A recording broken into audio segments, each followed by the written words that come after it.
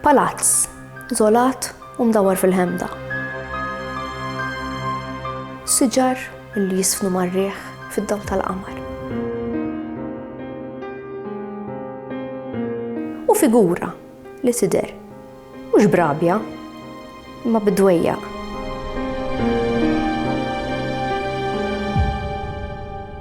Għal aktar minn 400 sena, in-nies dejjem jirrakkontaw l-istess ħaġa. Mara libsa blu li tidher fil-Palazz Verdala, magħrufa aħjar bħala il-Blue Lady. Il-Palazz tal-Verdala jinsab ftit il fuq mill-buskett, f'post kemm xejn imwarrab, solitari, jara kollox u ma jgħid xejn.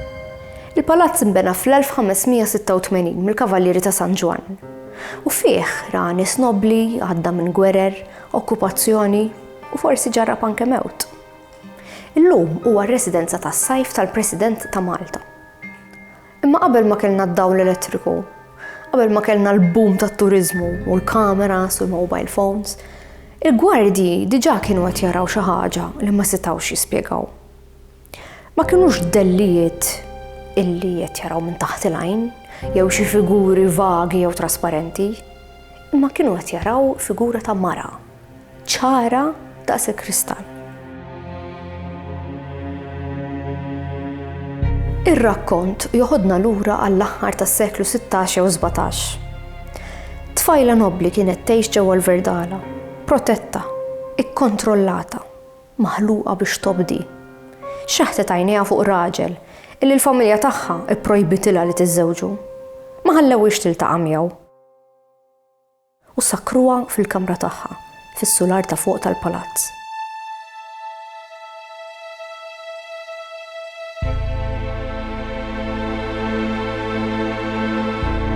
Mingħajr ebda tama ta' futur aħjar, lejl wieħed iddeċidiet li taħrab. Xi wħud jgħidu li niżlet it-taraġ bil-għaġla. Oħrajn li pruvat tinżel mal-ħitan tal-palazz biex taħrab lejn il-buskett. Imma ma rnexxielix u meta sabuha għonqa kien miksur.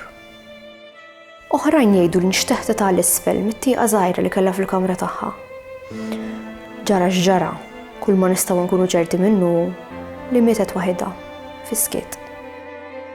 Ftit wara mewta, il-gwardji bdew jirrapportaw mara li jibsa libsa twila blu, pallida, siekta, maqtuha ftit mill-art, mhux timxi, imma bħal donnu tiżżerżaq. Kull meta jippruvaw joqrbu liha, hi tisparixxi. Daw ma kinux nies superstizzjużi, sakranazzi jew b'moħħ suscettibbli. Daw kienu gwardji mħarġa u xi wħud minnhom qatt ma rridu jerġgħu jagħmlu x-xifta bil-lejl wara dak li kienu raw.